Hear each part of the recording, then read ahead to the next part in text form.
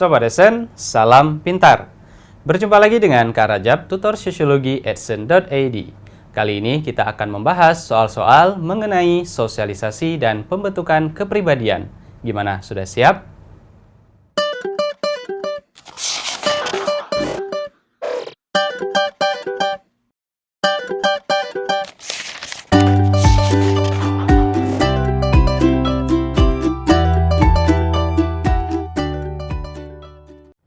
Sobat Esen, kita mulai soal yang pertama.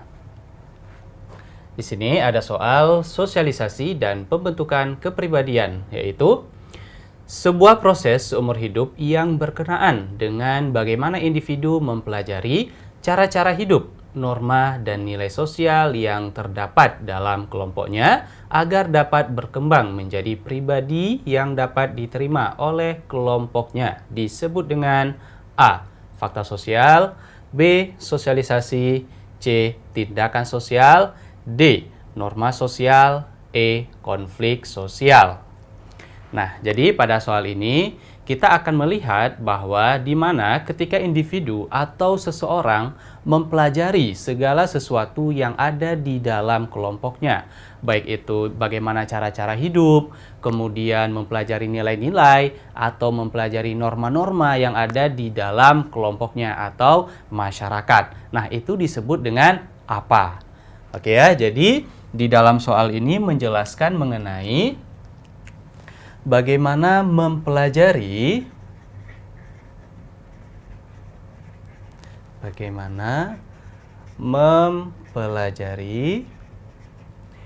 nilai-nilai dan norma-norma yang ada di dalam masyarakat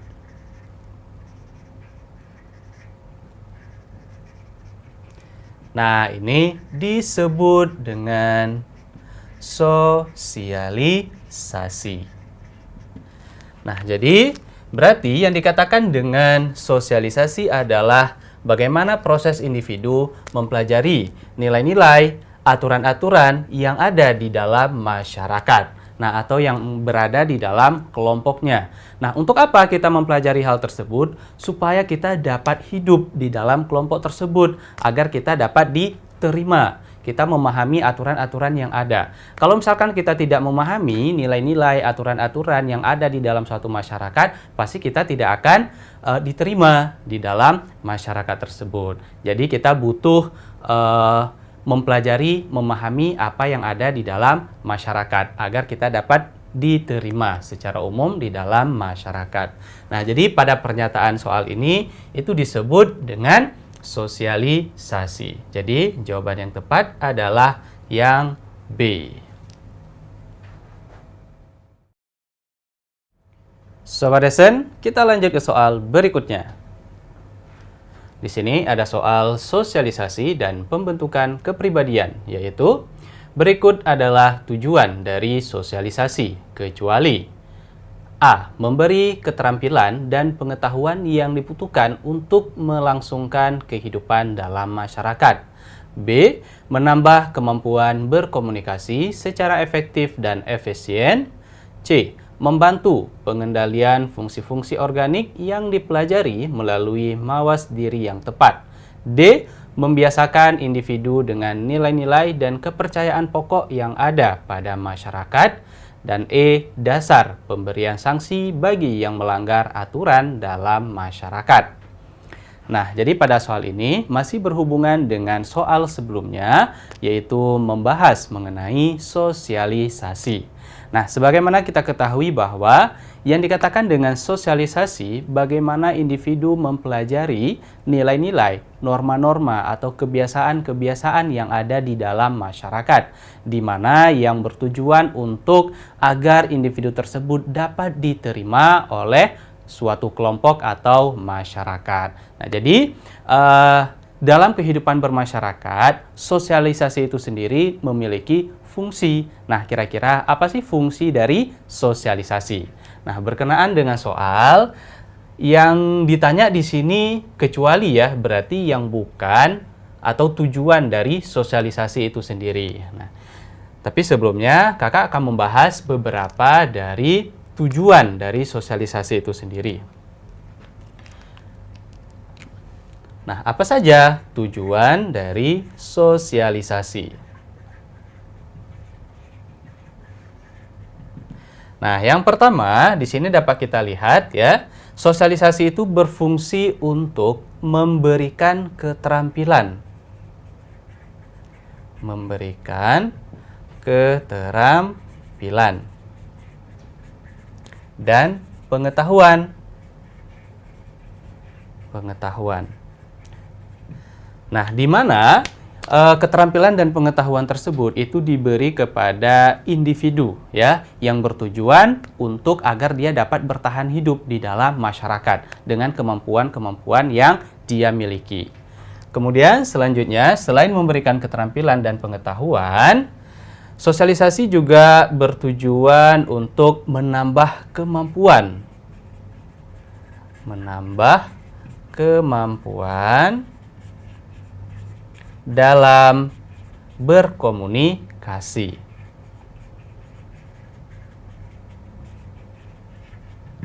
Nah, jadi dengan adanya sosialisasi, kita dapat melakukan komunikasi dengan individu yang lain atau kelompok yang lain itu secara efektif. Yang artinya kita dapat melakukan interaksi-interaksi yang dapat diterima oleh suatu kelompok atau masyarakat dengan bahasa-bahasa yang dapat dipahami, dimengerti, dan juga dengan sikap-sikap yang sopan dan sebagainya. Oke, selain menambah kemampuan dalam berkomunikasi, tujuan dari sosialisasi juga membantu mengendalikan fungsi-fungsi, mengendalikan fungsi-fungsi organik yang dipelajari melalui mawas diri. Nah, di sini fungsi sosialisasi juga dapat menjadi suatu patokan ya, di mana dengan adanya sosialisasi kita dapat menimbulkan sikap-sikap saling membutuhkan, saling memahami, nah saling melengkapi ya. Nah, itu adalah hal-hal dasar di mana kita hidup secara berkelompok ya, saling membutuhkan, saling memahami, saling membantu dan sebagainya. Oke, selanjutnya membiasakan individu dengan nilai-nilai atau suatu kepercayaan. Membiasakan individu dengan kebiasaan-kebiasaan masyarakat.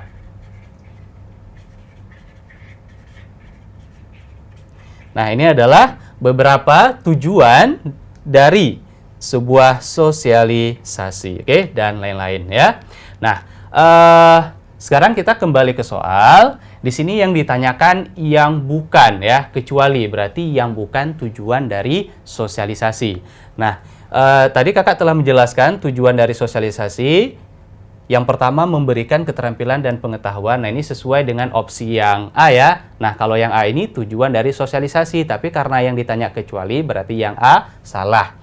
Kemudian yang B, menambah kemampuan berkomunikasi. Nah, ini juga fungsi atau tujuan dari sosialisasi. Kemudian yang C, membantu pengendalian fungsi-fungsi organik. Nah, ini tujuan dari sosialisasi juga. Kemudian yang D, membiasakan individu dengan nilai-nilai atau kepercayaan. Ini juga tujuan dari sosialisasi. Kemudian yang E, dasar pemberian sanksi bagi yang melanggar aturan dalam masyarakat. Nah, yang E ini kurang tepat. Nah, opsi yang E ini lebih tepatnya kepada di mana dasar untuk pemberian sanksi kepada individu yang melanggar itu lebih kepada nilai-nilai maupun norma-norma yang ada di dalam masyarakat ya. Jadi, yang kurang tepat sebagai tujuan dari sosialisasi adalah yang E. Sobat Desen, kita lanjut ke soal berikutnya. Di sini ada soal sosialisasi dan pembentukan kepribadian, yaitu tahapan sosialisasi di mana seorang anak baru mulai mempelajari nilai dan norma dalam dan mempersiapkan diri untuk mengenal dunia sosialnya adalah A. Preparatory stage, B. Play stage, C. Game stage, D. Generalized stage, dan E. Tahap membayangkan bagaimana kita di mata orang lain. Nah, jadi pada soal ini masih berhubungan dengan soal sebelumnya, yaitu membahas mengenai sosialisasi, tetapi fokus pada soal ini mengenai di dalam sosialisasi seorang anak itu memiliki tahapan-tahapan ya, dari awal seorang anak yang masih kecil sampai hingga dia dewasa. Nah, apa saja tahapan-tahapan tersebut? Nah, jadi pada soal ini yang ditanya itu tahapan awal ya, di mana seorang anak baru memulai mempelajari nilai dan norma. Nah, di dalam tahapan sosialisasi itu termasuk ke dalam tahapan apa? Oke, jadi kakak akan membahas beberapa tahapan-tahapan sosialisasi.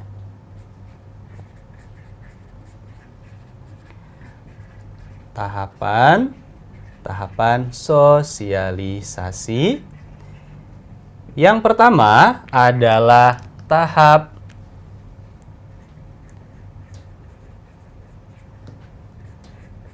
preparatory stage. Yang kedua ada tahap play stage. Yang ketiga game stage. Yang keempat generalized stage. Nah, jadi ini adalah tahapan sosialisasi.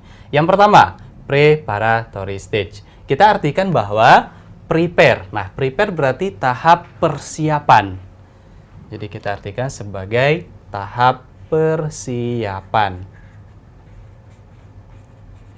Nah, tahap persiapan di sini di mana seorang anak yang baru pertama kali mempelajari hal-hal yang ada di lingkungannya. Nah, misalkan ketika seorang anak baru lahir, pasti pertama kali diajarkan misalkan bagaimana cara makan, bagaimana cara minum, bagaimana cara memanggil orang-orang yang ada di sekitarnya. Nah, itu disebut dengan tahap preparatory stage atau tahap persiapan. Awal pertama kali seorang anak mempelajari hal-hal yang ada di sekitarnya. Kemudian seiring berjalannya waktu, ya, di mana seorang anak dia itu mulai meniru orang-orang yang ada di sekitarnya, meniru perilaku-perilaku orang-orang yang ada di sekitarnya. Misalkan meniru tingkah laku orang tuanya atau meniru kakaknya atau saudaranya dan sebagainya. Itu disebut dengan tahap play stage. Nah, berarti dapat kita artikan sebagai tahap meniru.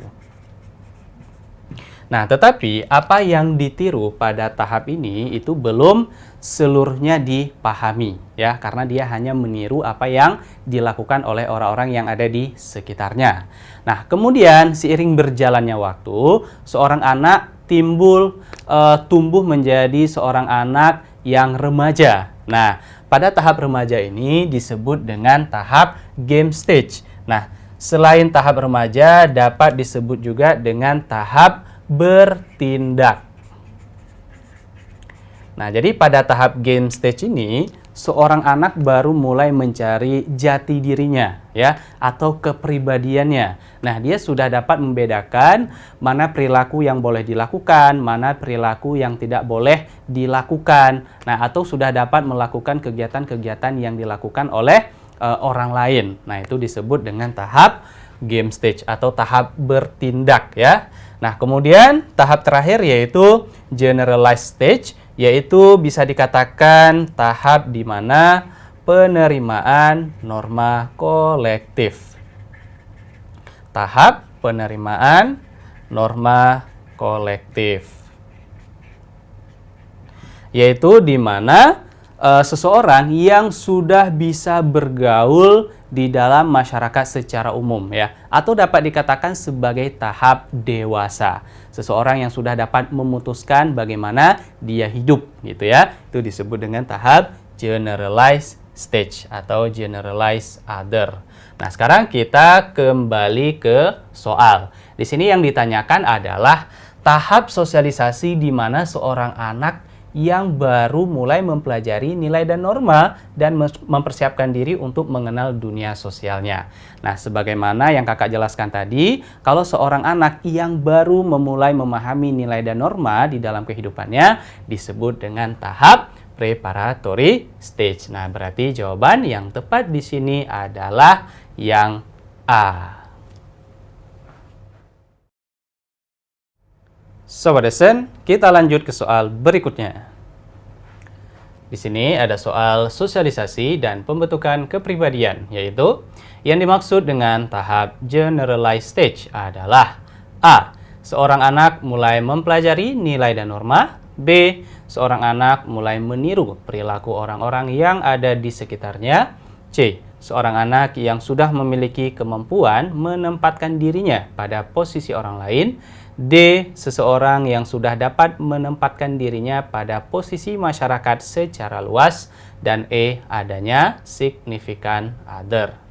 Nah, jadi pada soal ini masih berhubungan dengan soal sebelumnya, yaitu membahas mengenai tahapan-tahapan yang dilalui oleh seorang individu, ya, atau dikatakan juga tahapan-tahapan dalam sosialisasi. Nah, jadi di mana tahapan-tahapan sosialisasi itu ada 4. Yang pertama ada tahap preparatory stage atau tahap persiapan, atau ini tahap anak-anak ya, di mana seseorang baru mulai mempelajari nilai-nilai dan norma yang ada di dalam kelompoknya.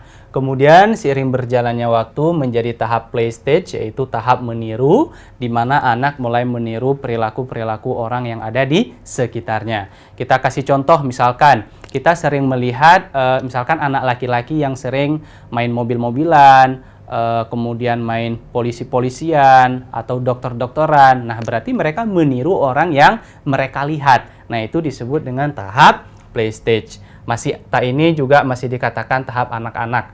Kemudian tahap game stage ini tahap bertindak, atau ini dapat dikatakan tahap remaja ya, di mana seorang individu yang sudah dapat menentukan ya apa yang harus dilakukan, bagaimana cara bertindak di dalam masyarakat. Sudah dapat membedakan mana tindakan yang harus dilakukan, mana tindakan yang tidak boleh dilakukan. Oke. Kemudian tahap terakhir yaitu generalized stage, yaitu tahap dewasa. Dapat dikatakan ini sebagai tahap dewasa karena dia sudah dapat menerima norma kolektif, berarti norma bersama yang ada di dalam masyarakat.